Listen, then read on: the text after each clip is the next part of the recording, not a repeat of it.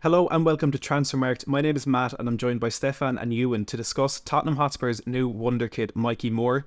The 16-year-old became the youngest player to feature for Tottenham in the Premier League last season and has already scored his first goal for the club in pre-season this year. Euan, you're writing a piece about the forward at the moment. Can you tell us a little bit about what Tottenham fans might expect from this guy?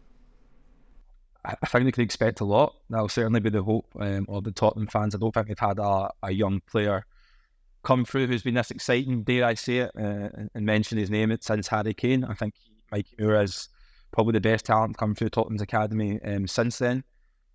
You know, he's really highly rated. He doesn't actually turn 17 until August the 11th, so he can't sign a professional contract until then. So you imagine on that day, Spurs will tie him down to a nice lengthy deal on some good money to keep him at the club. But yeah, he's an incredible talent. He's a versatile forward.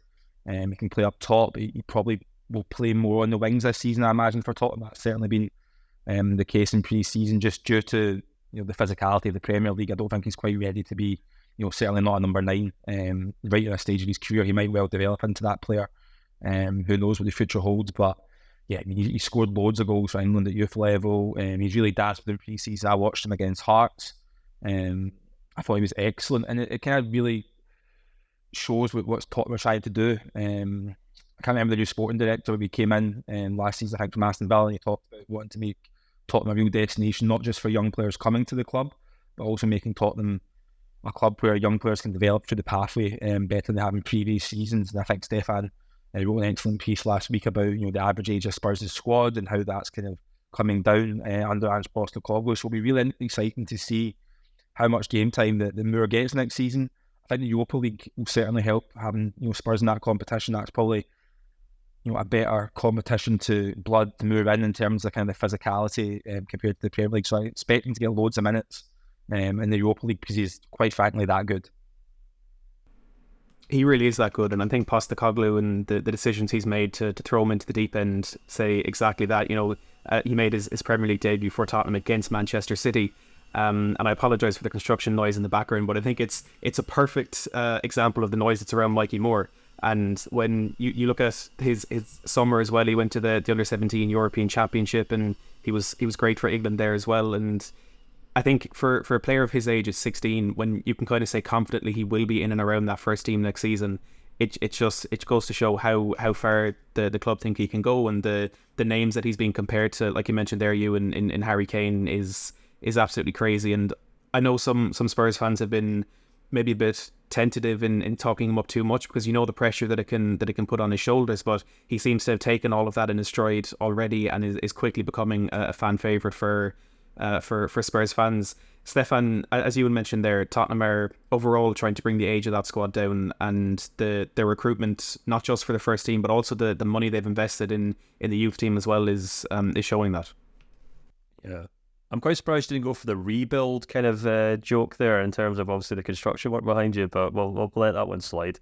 Yeah, absolutely. I mean, I did an article a few weeks ago before we kind of knew about this young player and focused on the kind of players that Tottenham have signed so far, and it is quite startling the kind of average age of the profile players that have joined the club since Postecoglou had come in.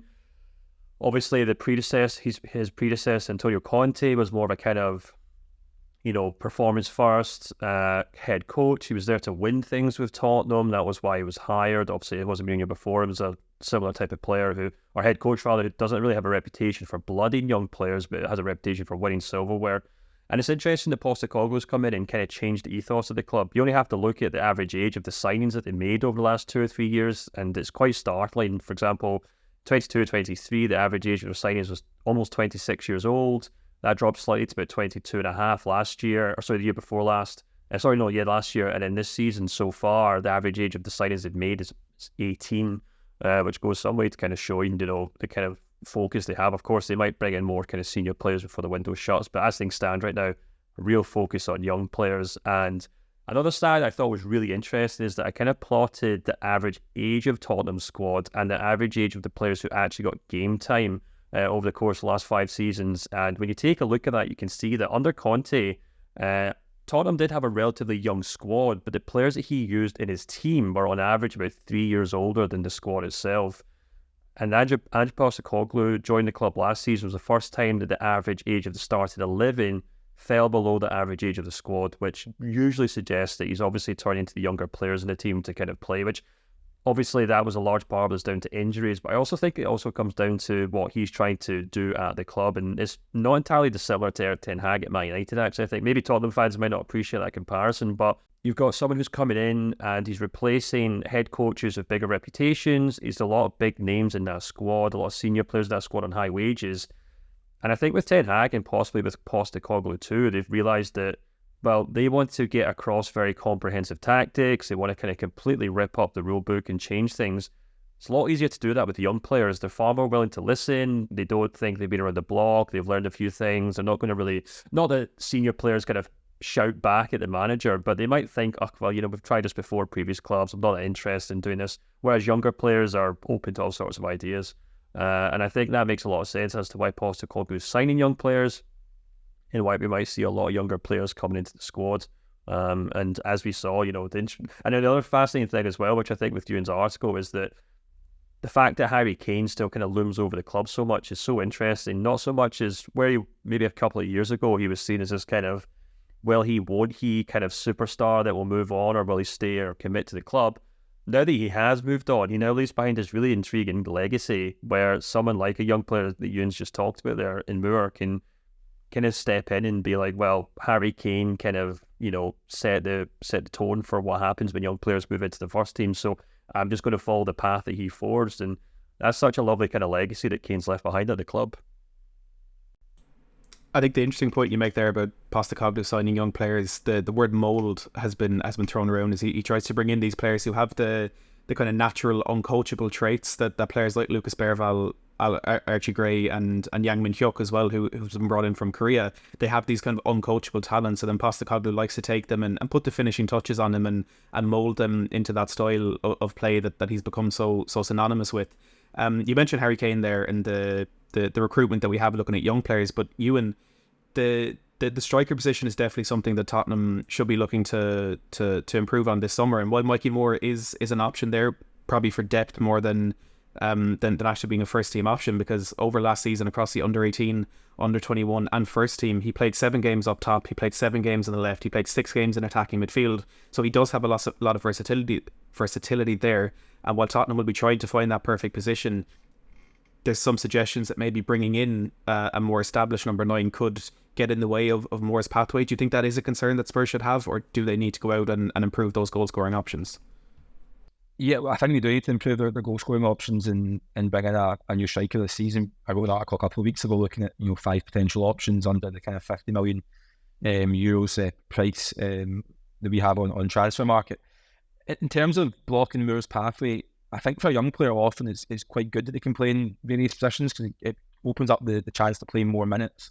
Also, you can learn the game playing different positions as well, which I think is really beneficial to his development. And you quite often see that players come through the academies as these kind of wonder kids or future first team talents, and their position does change slightly when they get into the first team level, just because it's a completely different game with the physicality and the nature of that. I think Moore will get minutes across the front line. He can also play as a 10 as well. Also, James Maddison really has that position down at Tottenham, but I mean, Moore's a good option to play there as well. So I don't think it's going to block his development bringing in a number 9. So I think Tottenham do need to do that in the summer market. Obviously, they're quite reliant on Son last season for goals. They've also got Richarlison there. There's been speculation over his future at the club. He had that purple patch, didn't he, around the turn of the year where he couldn't stop scoring, and he went back to kind of the Richarlison of old at Tottenham and couldn't hit the net. So they've got quite good options. You've got Brennan Johnson wide, you've got Kulusevski. They've got quite a good array of players, but I think one big striker or one player who can play up front, who can perhaps play wide as well, would be a real boost to Tottenham. We talked about Santiago Jimenez and Jonathan David, Ivan Toney's been linked. There's 3 names right there that I think can come in and make a real difference at Tottenham, because you look at Son, who can also play wide as well. I think with his age now, he might be more of a number 9. But he is 32 years old, so you do want to kind of bring in a younger option. I don't think Richarlison, for all his brilliant qualities, and he often leads the line for Brazil, I'd be surprised if he was at the club come the end of the transfer window. Stefan, do you think this recruitment of young players is hindering Tottenham's ability to challenge for trophies in the immediate future, or do you think that starting now by adding these young players into what is, for the most part, a relatively experienced squad when you're looking at that average age. Do you think that's the right way to start building towards it? Yeah, it's the kind of $1 million question, isn't it? And that's kind of the conclusion I came to my article, that it's a very kind of bold approach they're taking, and it's one that the fans might appreciate. But at the end of the day, Postecoglou has to get Tottenham into the back into the top four. You know, we saw this last season. There's a huge bit of fanfare about him joining the club and the way the club were playing football and how attacking and exciting it was, and obviously racing to the top of the league. But all that means very little if they burn out before the end of the campaign and ultimately slump outside the top four. And I think that should be a kind of real kind of lesson for Postecoglou and Tottenham as a whole going into this new season. There's no point promising stuff at the start of the season if it's all going to kind of fall apart towards the end of the campaign. And, you know, with all the goodwill in the world, Tottenham fans just aren't going to put up with that from Postecoglou or the club itself. They'll be demanding more signings, and before long demanding a return to a kind of top-class head coach who has pedigree and his track record of winning trophies in the top leagues in European football. So I think Tottenham have to really kind of get their balance right here. I think Euan's absolutely spot on. I think, you know, you can talk about the young players and you can talk about that have either come through the academy or signed for as prospects, but I would really like to see someone like Ivan Toney in that team, to be perfectly honest with you, ahead of the new campaign. I completely agree with what Euan's saying. Richarlison, to me, isn't it. Timo Werner isn't it. Kulusevski, the jury's still maybe out on him. I think he's still a very good player. I think he's a very useful player for Tottenham. I think he's done well to kind of get his career back on track after Juventus, but whether he's an actual bona fide match winner for 35 games this season is a big question. And as Euan says, Heung-min Son is a player whose influence on the team is still so huge, but his actual talent and what he can achieve probably wanes by the day. It's quite similar to actually Mohamed Salah's situation at Liverpool, where everyone's kind of dancing around the prospect of him maybe getting moved on at some point, or bringing in a player who can legitimately kind of take some minutes off him and kind of share the load throughout that team. Equally, James Maddison's a player who I thought looked like he could maybe kind of take on some more of that responsibility last season, and then he kind of withered a wee bit in the second half of the season too, which all comes down to the fact that Postecoglou was struggling for players. A lot of players are playing probably far too much football because of injuries elsewhere in the squad, but this all comes down to who Tottenham can sign before the end of the transfer window. And that's why I do think they need to see some more kind of senior established Premier League players join that front line before the season starts. Let us know in the comments down below your thoughts on Tottenham's front line and whether they need to add a couple of options to that before the end of the window. And of course, your thoughts on Mikey Moore. We also did a video a couple of weeks ago on Archie Gray in a little bit more depth, so do check that out if you want to. And of course, those articles that both Stefan and Euan mentioned on the Transfermarkt website.